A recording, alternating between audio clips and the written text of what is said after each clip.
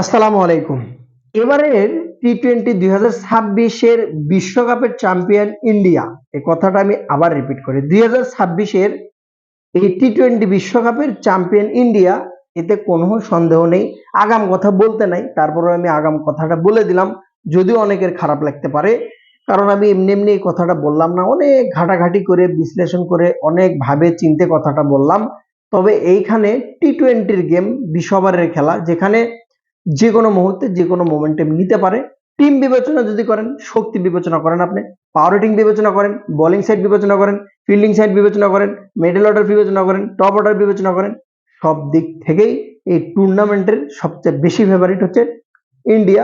সেই তুলনায় আপনাকে ইন্ডিয়ান চ্যাম্পিয়ন মেনে নিতে হবে, এটা স্বাভাবিক একটা বিষয়। কিন্তু টি-টোয়েন্টির গেম বলে কথা, ইন্ডিয়া ভার্সেস ইংল্যান্ড যে খেলাটা আছে, হারলেই বাড়িতে হারলেই বিদায়, যে খেলাটা মুম্বাইয়ের মাঠে। মুম্বাইয়ের মাঠটা আপনারা জানেন তুলনামূলকভাবে একটু ছোট, অত বড় না। অর্থাৎ খুব দ্রুত রান তোলা যায় এবং প্রচুর পরিমাণে রানও হয়, ফ্ল্যাট পিচ।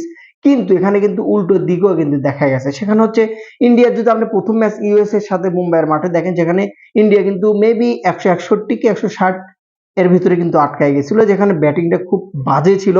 হয়তোবা ইউএস এর নতুন বলার ছিল, যাদেরকে এর আগে খেলে নাই ইন্ডিয়ার ব্যাটাররা, হয়তোবা যার জন্য কিন্তু হয়তোবা বিপদে পড়েছিল, অল্প রানে কিন্তু আটকায় গেছে। বাট টিমটা যেহেতু ইন্ডিয়া, নামটা যেহেতু ইন্ডিয়া, নামটা যেহেতু হার্দিক পান্ডিয়া, সো অভিষেক শর্মা কিভাবে ম্যাচের মোড়, কিভাবে ম্যাচকে চেঞ্জ করতে হয়, তারা কিন্তু মেন্টালিটি ভাবে জানে।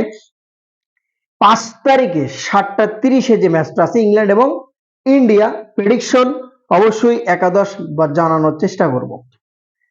প্রথমে আসি, যদি ইংল্যান্ডের কথাতে যদি আসি, ইংল্যান্ড বর্তমানে আপনি যদি দেখেন এই টুর্নামেন্টে একদম, যদি হট ফেভারিটের তালিকায় যদি আমাকে দেন, তাহলে আমি 100-তে না রেখে ইংল্যান্ডকে আমি কিন্তু অবশ্যই 90-এ রাখবো, 10% কম রাখবো। কারণ তারা, যদি আপনি দেখেন, অঘটন ভাবে সেমিতে বা এতে যাওয়ার কথাই ছিল না ইংল্যান্ডের। যখন যে ম্যাচটা কিন্তু তারা যখন নেপালের কাছে হেরে গেল, বা হেরার আগ মুহূর্ত, হেরে নাই মানে হারে যাওয়ার আগ মুহূর্ত 4 রানে যখন জয় পেল, তখন কিন্তু ধরে নিয়েছেন ইংল্যান্ডটা বিদায়। তারপরে আস্তে আস্তে আস্তে আস্তে টুকটুক টুকটুক করে ইংল্যান্ড কিন্তু সেমিতে পৌঁছে গেছে। আপনি যদি দলের ভারসাম্য দেখেন, দলের কাঠামো দেখেন, ভিতরে top order minus, Phil Salt এবং জস বাটলার একদমই মাইনাস, একদমই চলছে না ভাই, কোনো ক্রমেই। পাওয়ার প্লেতে দুইটা উইকেট টপ চলে যাচ্ছে। কিন্তু সল্টের মতো ব্যাটসম্যান যদি ঠিকঠাক ভাবে রান করতে পারে, দাঁড়াতে পারে, যে কোনো টিমের জন্য কিন্তু ভয়ঙ্কর। এক হ্যারি বুক কিন্তু একা টানে নিয়ে চলছে পুরো টিমটাকে। স্কট যদি ইংল্যান্ডেরটা বলার চেষ্টা করি, ইন্ডিয়াতে আসি, ধর ফিল শট থাকবে, জর্জ বাটলারও থাকবে, এটা মিসিং হবে না। ব্যাটেলও থাকবে, টম ব্যান্টন। ব্যান্টনের বিষয়ে একটু কথা বলতে চাই। ব্যান্টনের বিষয়ে যদি আমি বলি যে, ব্যান্টনের জায়গায় যদি ডাকেটকে খেলানো যায়, ব্যান্টন কিন্তু যথেষ্ট অফর্মে আছে। আপনি জানি যে দুর্ধর্ষ এবং ভালো ক্যাটাগরির ব্যাটসম্যান ব্যান্টন, বাট ওইরকম ভাবে নিজেকে ফর্ম কিন্তু ধরতে পারেনি বিশ্বকাপটাই। ভিন ডাকেটের কথা, যে এক্সপিরিয়েন্সও আছে, ডাকেটের এক্সপিরিয়েন্স আছে, পাওয়ার হিটিং আছে, যদিও সে টি-টোয়েন্টি ফরম্যাটটা আহামরি বেশি খেলে নাই, তারপরে তার রিপ্লেসমেন্ট করলে কিন্তু আমি মনে করি যে একবারে খারাপ হবে না। হ্যারি বুক ক্যাপ্টেন, সামনে থেকে নেতৃত্ব দিচ্ছে, এটা বলার অপেক্ষা রাখে না। ইন্ডিয়ার জন্য ভয়ের কারণ আমি যেটা মনে করি ব্যক্তিগতভাবে, ফিল শর্ট এবং বাটওয়েল এবং হ্যারি বুক, এই তিনটা ব্যাটার ইন্ডিয়ার জন্য কিন্তু সত্যিকার অর্থে ভয়ের কারণ দাঁড়াবে। সাম কুরান গেল একটা বছর হলে পারফর্মার, কোনো সমস্যা না। উইল জ্যাক্স ভালো পারফরমেন্স করেছে। লিয়াম ডসনের কথা যদি বলি আমি, যে তার নামাই লাগে না ভাই। ইংল্যান্ড তার আগে জয় হয় 6টা উইকেট যাওয়ার পরেও।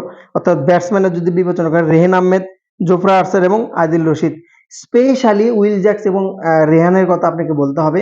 ফিনিশিং রোল এই দুইটা ব্যাটসম্যান পরেও কিন্তু দাওসন, অর্থাৎ একটা সময় কিন্তু লিয়াম দাওসন কিন্তু ওপেনিংও করেছে, অন ডাউনও খেলেছে, তাকে রেখেছে 8 নম্বর 9 নম্বর। ইংল্যান্ডের ব্যাটিং লাইনটা কতটা বড়, কতটা লম্বা একটা বার চিন্তা করে দেখেন।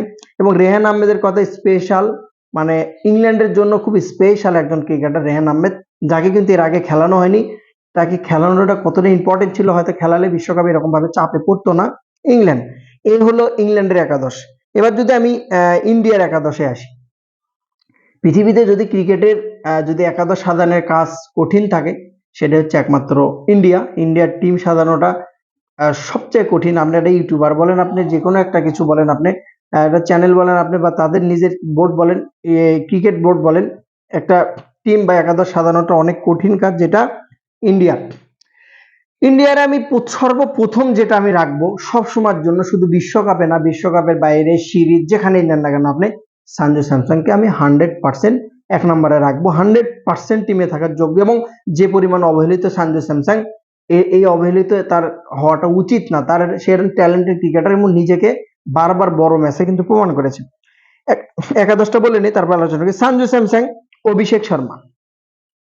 প্রশ্ন হচ্ছে যে আমি হয়তোবা জাসওয়াল এই টিমে নাই, বাট আমি ব্যক্তিগতভাবে সব সময়ের জন্য, শুধু এই ভিডিও না, সব সময়ের জন্য বেশিরভাগ ভিডিওতে আমি জাসওয়ালকে চেয়েছি। অভিষেক হয়তোবা রান করে দেয়, সে খারাপ ব্যাটার না, আমি বলিনি সে খারাপ ব্যাটার, বাট আপনি শুধু যে ঝড়ো ব্যাট চালালে ব্যাটার হবেন এরকম না। সে জায়গার থেকে আপনি জাসওয়ালকে পছন্দ করতে পারেন। ক্লাসিক নেন আপনি, পাওয়ার হিটিং নেন আপনি, ছক্কা নেন আপনি, 25 বলে 50 নেন আপনি, 200 স্ট্রাইক নেন আপনি, সবকিছু মিলে একটা প্যাকেজ আপনি কিন্তু জাসওয়ালের ভিতর পাবেন, যেটা কিন্তু খুব মিস করছে ইন্ডিয়া ক্রিকেট।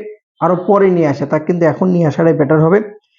অভিষেক শর্মা, ঈশান কিষান, সূর্য কুমার যাদব, হার্দিক পান্ডিয়া, তিলক ভার্মা, শিবম দুবে, অক্ষর প্যাটেল, আশাদীপ সিং, বরুণ চক্রবর্তী এবং জাসপ্রীত বুমরা। এখানে একটা বিষয় আসছে, কুলদীপের নামটা চলে আসতেছে, যেটা ওয়াশিংটন সুন্দরের নাম আসতেছে, রিঙ্কু সিং এর নাম আসতেছে। তবে ম্যাচটা যেহেতু মুম্বাইয়ে, তো সেদিক থেকে আপনি রিঙ্কুকে রিপ্লেস করলেও করতে পারেন, বাট ওপরের সারি যারা ব্যাটার আছে, অর্থাৎ ঈশান কিষান এবং সঞ্জু স্যামসন, অভিষেক শর্মা, তারা যদি ঠিকঠাক ভাবে ব্যাটে বল লাগাতে পারে তাহলে কিন্তু অতদূর পর্যন্ত ব্যাটিংটা ভারতের কিন্তু পৌঁছিবে না। তার আগে কিন্তু 200-220 স্কোর কিন্তু করে নেবে। বাট আপনি কিন্তু ইংল্যান্ডের আদিল রশিদ, জোফরা আর্চারকে একদম ফেলে দিবেন না, বা ফেলে দেওয়ার মতো না কিন্তু কিছুটা।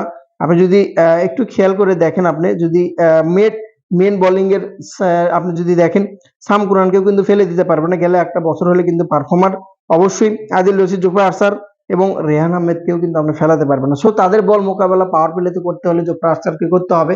লম্বা স্ট্রং ব্যাটসম্যান লাগবে, লম্বা ব্যাটার লাগবে, যেখানে ঈশান কিষানের চাইতে অভিষেক শর্মা কিছুটা এগিয়ে থাকবে, সঞ্জু চাইতে কিছুটা সূর্য কুমার এগিয়ে থাকবে। অর্থাৎ টল ব্যাটসম্যান যারা টল, তাদের কিন্তু খেলতে, বাউন্স খেলতে খুব ভালো সুবিধা হয়। জোফরা আর্চার বেশিরভাগই কিন্তু বাউন্সি বল করে অভ্যস্ত, যেটা ইংল্যান্ডের। এই ছিল ইন্ডিয়ার একাদশ। তবে চেঞ্জিং খুব একটা দেখি না আমি ইন্ডিয়ার, যে একাদশটা ছিল, যে একাদশটা আমি বললাম, এতে চেঞ্জ দেখি না। অভিষেক শর্মাকে নিয়ে কথা চললেও অবশ্যই বড় ম্যাচে অভিষেক খেলানো উচিত এবং খেলাবে, যেটা।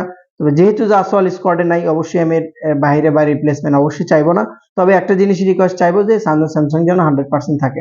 বিগ ম্যাচ, দেখা যাক ইন্ডিয়া এবং ইংল্যান্ডের ম্যাচটাতে কে এগিয়ে যায়, কে যায়। অবশ্যই আপনাদের ব্যক্তিগত মতামত অবশ্যই জানার চেষ্টা করবেন। অবশ্যই ভিডিওটি শেয়ার করবেন। একটা ভিডিও বানাইতে সত্যিকার অর্থে অনেক কষ্ট হয়, রমজানের দিন, সর্বোপরি সময়ও হয় না। তো একটা ভিডিও শেয়ার বা আপনার যদি লাইক করেন, ভিডিও বানানোর আগ্রহটা একটু বেড়ে যায়। ভালো থাকুন, সালাম আলাইকুম।